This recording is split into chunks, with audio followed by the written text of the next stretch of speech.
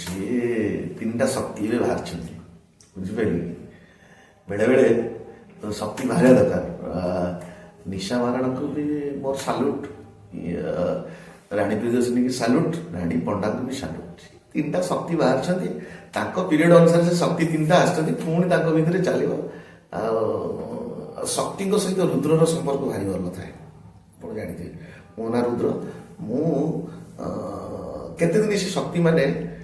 ସଞ୍ଚାର ହେଉଛନ୍ତି ଦେଖନ୍ତୁ କେତେ ଦିନ ଆଗେଇଛନ୍ତି ସମସ୍ତେ ଭଲରେ ରୁହନ୍ତୁ ମୁଁ କେବେ କହିବିନି ରାଣୀ ଖରାପ କି ଲିସା ଖରାପ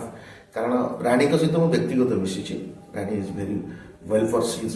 ପର୍ସନ୍ ଲିସା ମହାରାଣୀଙ୍କ ସହିତ କେବେ ଦେଖା ହେଇନି କି କଥା ହେଇନି କି ରାଣୀ ପ୍ରିୟଦର୍ଶିନୀଙ୍କ ସହିତ କେବେ ଦେଖା ହେଇନି କଥା ହେଇନି ଭିଡ଼ିଓ ମାଧ୍ୟମରେ ଯାହା ଦେଖିଛି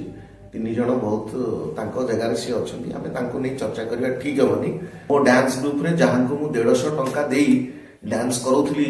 ଯେଉଁ ଛୁଆଙ୍କୁ ସେ ଛୁଆ ଏବେ ସିରିଏଲର ପ୍ରଡ୍ୟୁସର ମୁଁ ଯାହାଙ୍କୁ 100 ଟଙ୍କା ଦେଇ 150 ଟଙ୍କା ଦେଇ ଡ୍ୟାନ୍ସ କ୍ୟାରିୟର ତାଙ୍କୁ ଇଏ କରେ ସେ ଏବେ ସିରିଏଲ ପ୍ରଡ୍ୟୁସର